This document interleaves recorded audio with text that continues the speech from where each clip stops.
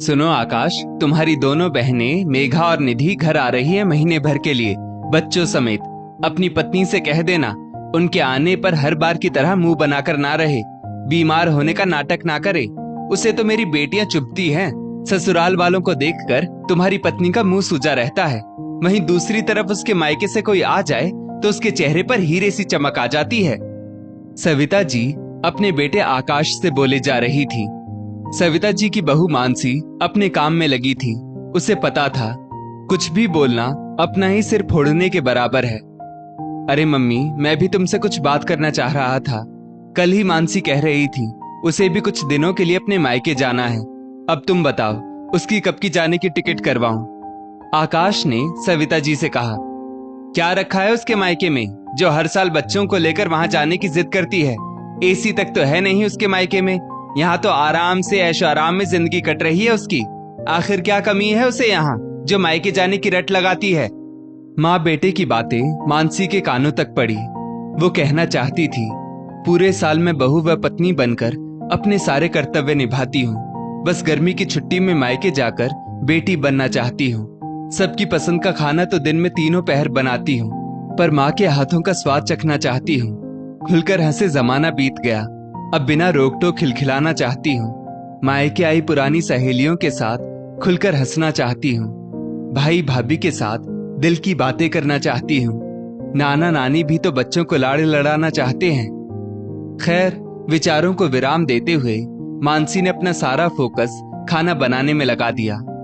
Mansi, 2 glass लस्सी बना देना, फिर मशीन में जो कपड़े धुल चुके हैं उन्हें छत पर जाकर सुखा देना। उसके बाद आमरस बनाकर रोटियां सेक देना, फिर मेरी और तुम्हारे पापा जी की थाली परोस देना। सविता जी की आवाज आई। दोनों ननदों के आने का समाचार सुनकर घबराहट के कारण मानसी के हाथ पैर फूलने लगे। सिर में अचानक से दर्द होने लगा, पर इस बार उसने हिम्मत करके अपनी बात सासू माँ के सामने रख दी।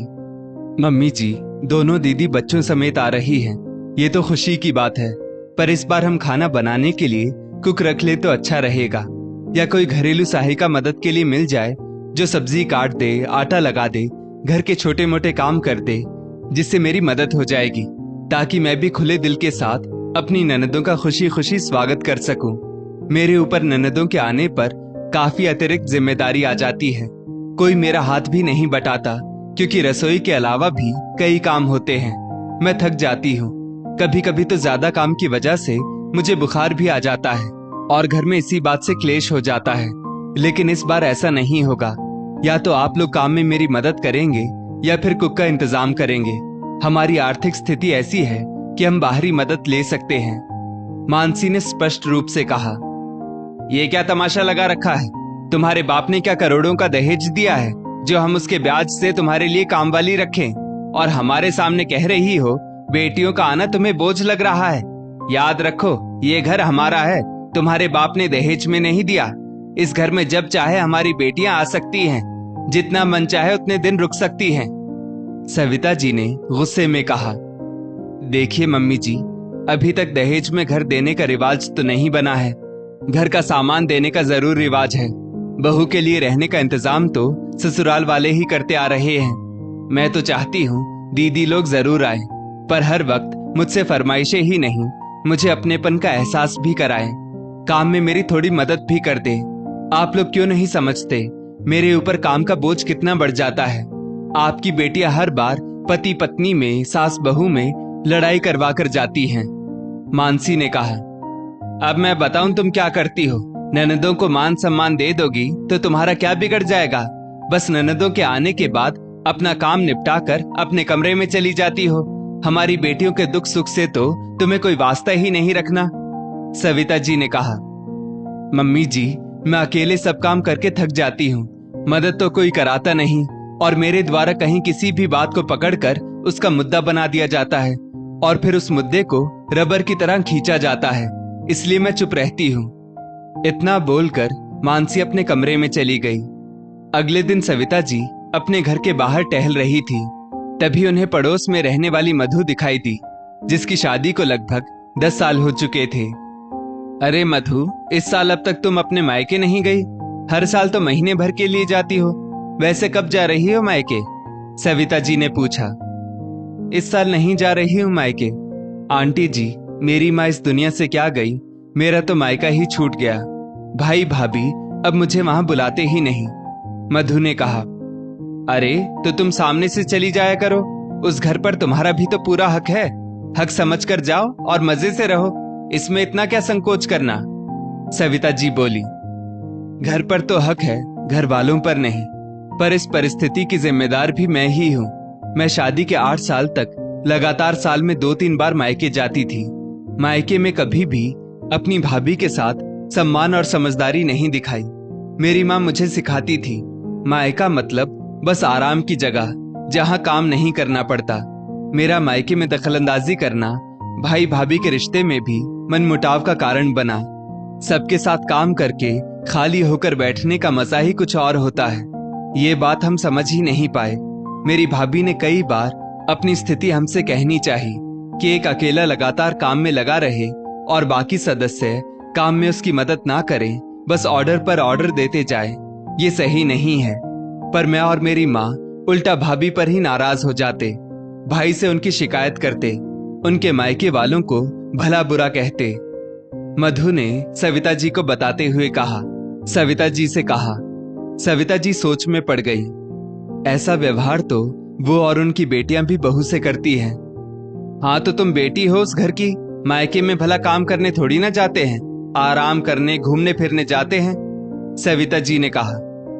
हाँ आंटी जी, बेटी हूं उस घर की, मेहमान नहीं। पर ये बात समझने में मुझे समय लग गया। जब तक माँ पापा थे पूरी ठसक के साथ मायके जाती और भाभी को परेशान करने का एक भी मौका नहीं छोड़ती थी। छोटी छोटी बातों पर उन्हें टोकती थी, उनके हर काम में कमियां निकालती थी, हर बात पर हुक्म चलाती, हर बात पर दखलंदाजी करती।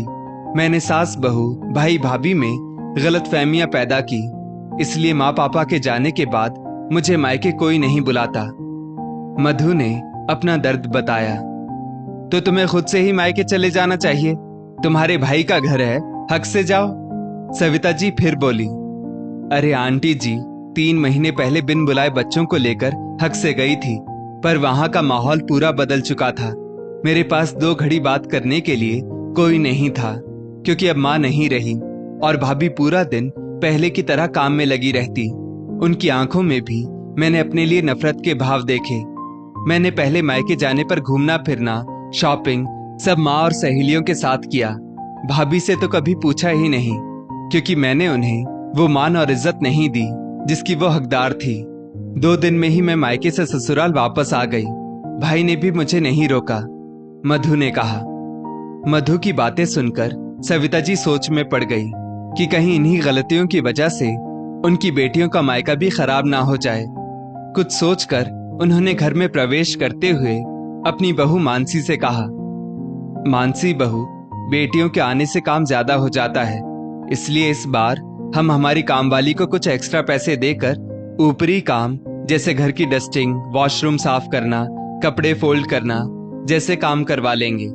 रसोई के काम में मैं और तुम्हारी दोनों ननदें भी तुम्हारी मदद करेंगे, ताकि तुम भी घर के कामों से जल्दी फ्री हो सको और अपनी ननदों के साथ अच्छा समय बिता सको। शाम को हम सब साथ में घूमने जाया करेंगे। सविता जी बोली। इस बार मानसी अपनी ननदों के आने से बहुत खुश हुई। रोजमर्रा के बंधे बंधाए रूटीन में ढेर सारे बदलाव आए। कुछ विशेष बनता, कुछ गप्पे शप्पे होते, घूमने फिरने जाते, कई बातों में एक दूसरे की राय लेते, दोबारा कब मिलेंगे इस पर विचार होता। अब मानसी इंतजार करती अपनी ननदों से मिलने का, कुछ दुख सुख के पल साथ जी लेने का, कुछ दिल से आंसू बहा लेने का। सविता जी ने समय रहते अपनी समझदारी से अपनी बेटियों का मायका ताउम्र के लिए बना लिया। दोस्तों, शादीशुदा बेटियों को मायके में भाभी के साथ सम्मान, समझदारी और स्नेह के साथ रहना चाहिए। मायके वालों से रिश्तों में खटास अथवा मिठास बनाए रखना स्वयं बेटी के अपने व्यवहार पर निर्भर होता है। इस स्टोरी को लेकर आपकी क्या राय है, नीचे कमेंट करके जरूर बताइएगा और ऐसी ही और भी बेहतरीन वीडियोस के लिए हमारा पेज जरूर फॉलो करें। धन्यवाद।